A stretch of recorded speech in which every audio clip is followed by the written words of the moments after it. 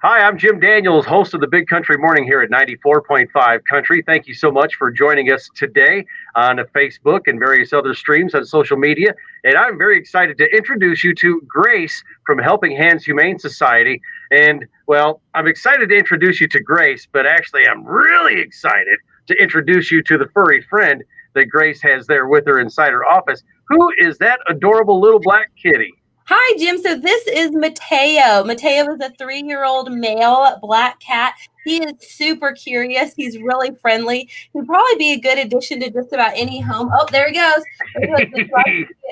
He likes to get up into whatever business is going on. I'm sure people can see on the stream here. He's walking around my desk, walking on my keyboard, making himself a cup of coffee back here. I don't know. He's got a big personality. He's a lot of fun. Hey, now, you know what? That's awesome. I have never known of a cat that could make coffee, but that could certainly be a big point to tell people when they're thinking about adopting. Yeah, it's a unique little Mateo. Yep.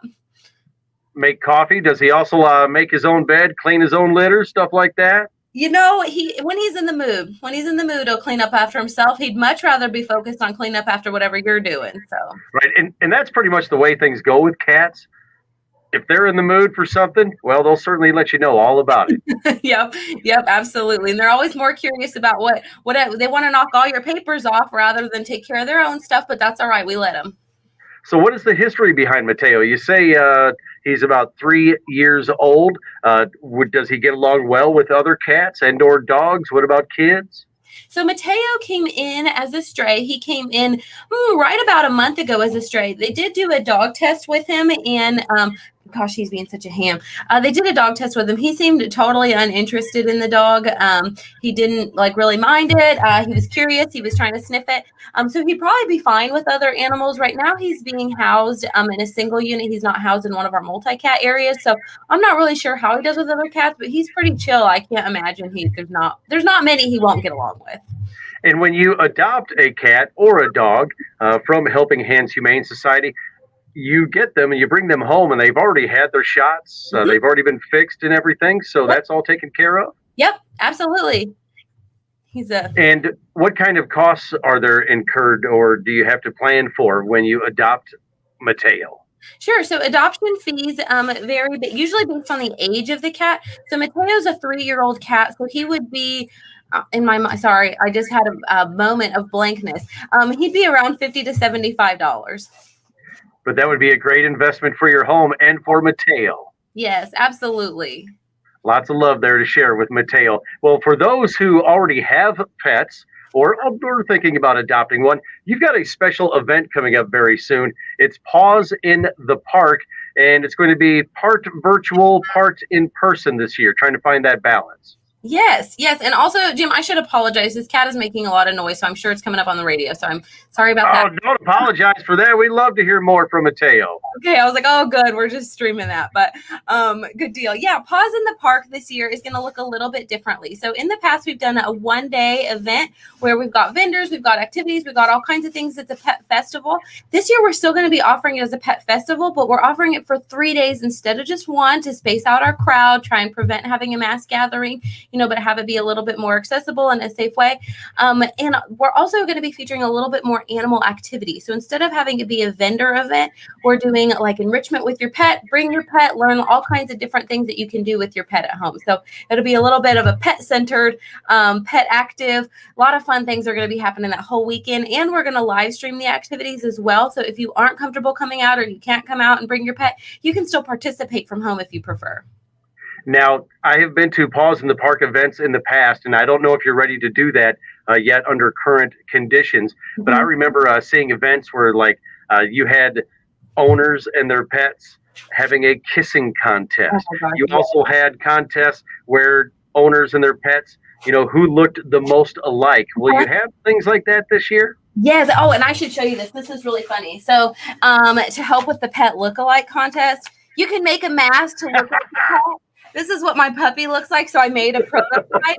So in my photos, I obviously you can't tell us apart, really. Sure. So, yeah, with a little mask. So we'll have little activities like that will be fun for folks. Awesome. Yeah, I remember those events and watching people do that. And boy, dogs, they can get pretty sloppy with their kisses and their human companion, just laps it all up at the same time. The droolier, the better, I think. Absolutely. So, if a vendor does want to get involved, be a sponsor of this event, because it certainly is a great way to reach out and connect with pet lovers, what can potential sponsors do? Yeah, so have sponsors give me a call or send me an email. I'll put my email as well. I'll just say it if folks want to hear it. gracec@hhstopeka.org. I will apologize in advance that our shirts are printed. They're really exciting. And so it's a little late to have people's logo put on the t-shirts, but I can, we can come up with some other accommodations and a la carte accommodations if businesses still want to get involved. We'd love to have additional sponsors. Like I said, we are limited as far as vendors. So I might be a little bit of a heartbreaker this year, but we definitely still always welcome business support. And the in-person activities, will they be taking place right there at Helping Hands Humane Society? Yeah, so we've got a set up the park this year. We'll do a little acronym. The activities will be in our parking lot, our agility, our rec room, and our kennels. So those are where the activities will be. What should people keep in mind if they want to come visit in person with their pet? You gotta wear a mask. We are masked in our facility. We're going to be masked for the foreseeable future because we really need to we have a limited number of animal care staff of people who are trained to take care of our animals here. So we're kind of careful on making sure that we're still able to staff the facility. So we are requiring masks inside the building if you choose to come in person. And Paws in the Park is going to be a 3-day event this year. It kicks off on the 23rd, so just about 2 weeks from now. And it runs Friday, Saturday, Sunday. And people should register in advance? Yes, I would say register in advance. I think these t-shirts are going to go really fast. They're a really pretty mint color, and they have like a gray ink. It was designed by Washburn graphic design student Brad O'Trimble, and they're really cute. Reliant Apparel printed them. So I anticipate we're going to sell out. I'm hopeful we'll sell out. So definitely register early so you can reserve your shirt size. And not only is it important to register so you can get that cool shirt, but also explain what registration means to Helping Hands Humane Society and your organization, how it helps. 100% of proceeds from this event will go back to help the animals here at Helping Hands Humane Society. Your registration to the event is actually a donation to the shelter, which is really exciting. Spring and summer tend to be our hardest months here at the shelter because we get so many litters of kittens and puppies. Animals get out and about. They tend to stray a little bit more as the weather warms up and you're headed to the lake. So intakes can be a little challenging in the warmer months. So we really need these dollars from events like this. So it really helps us kind of gear up. So we really hope people will register and support the shelter. What is your website so that people know exactly where to go to sign up? www.hhstopeka.org. Sounds simple enough to me. Can we get one more look at Mateo? Yes. Oh my gosh. I'm going to just take the camera and show you because he's being real extra right now. I don't know. Can you see him? He's rolling. There he is. Yeah. He's underneath the desk and just laying on the floor and stretched out there. There he is. There we go.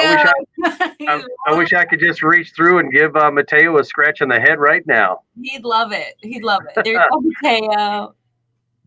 Well, that is awesome. I appreciate your time, Grace. It's been wonderful chatting with you. Grace at Helping Hands Humane Society. Ask her about Mateo if you would like to welcome a black cat into your home. And also reach out to Grace if you have any more questions about Paws in the Park, which is kicking off on the 23rd of this month. Yes, wonderful. Thank you, Jim. It's been great. Have a great day. Thank you. Take care.